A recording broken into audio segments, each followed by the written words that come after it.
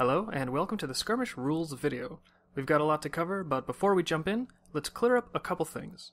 First off, as the gameplay of Skirmish is still being refined, these rules are subject to change. Most of them will probably be the same when the game launches, but since there's still a lot of tweaking to do, we don't want to tie ourselves to these exact rules, in case we come up with something more elegant down the line.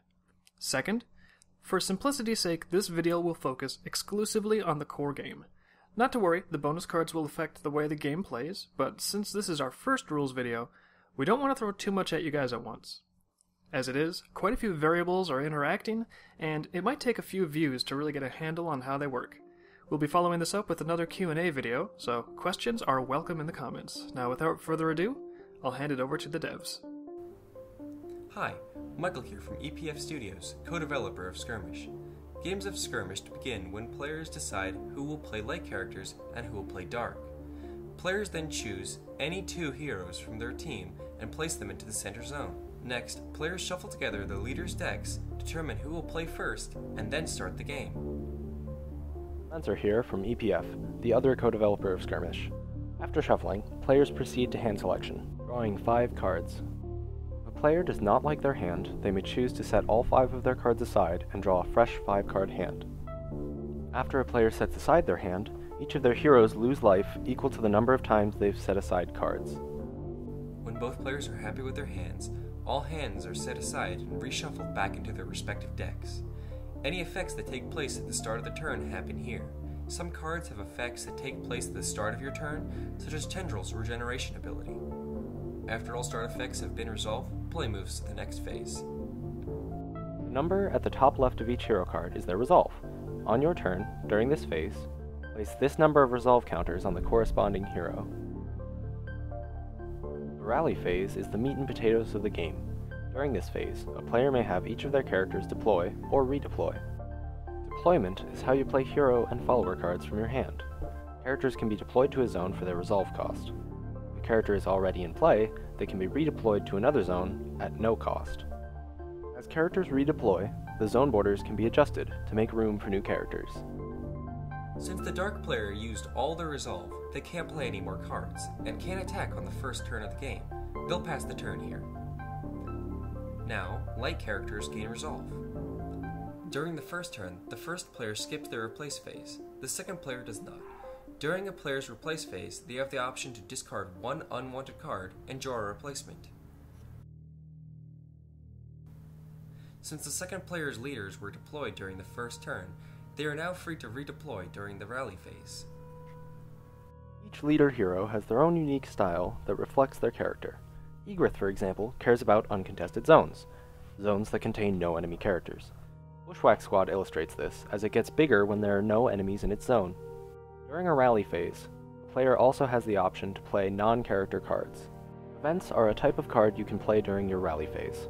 Regular event cards have a temporary effect and are discarded after that effect has completed. For example, Intimidate returns a character from play to its owner's hand.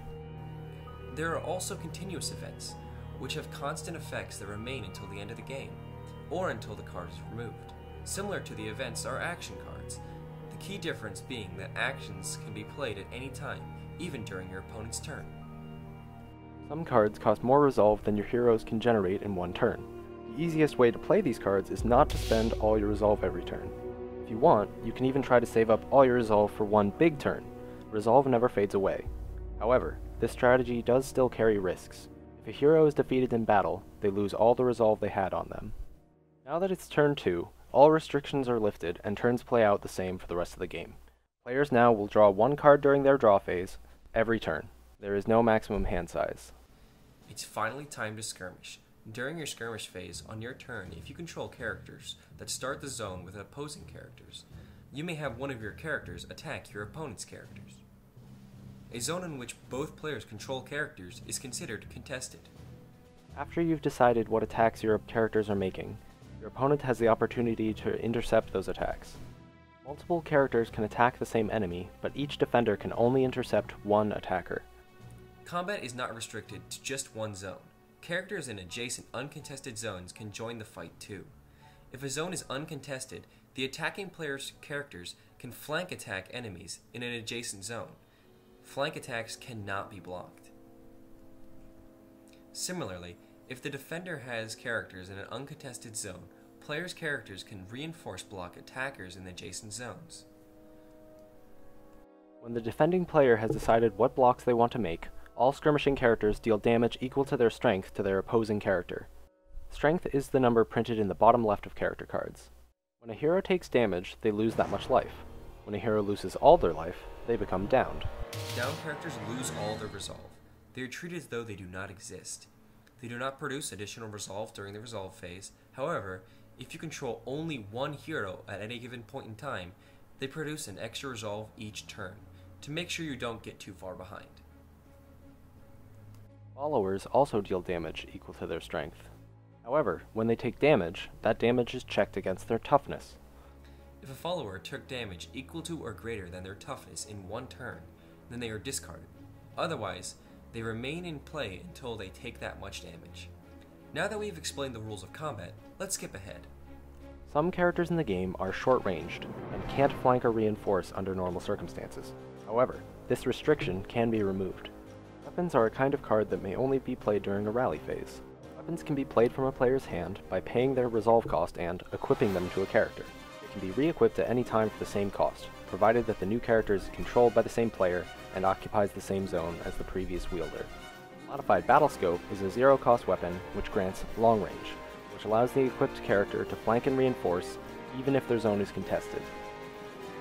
Weapons override the range characters naturally have, so equipping a long-range weapon to a short-range character will let them flank and reinforce without restriction.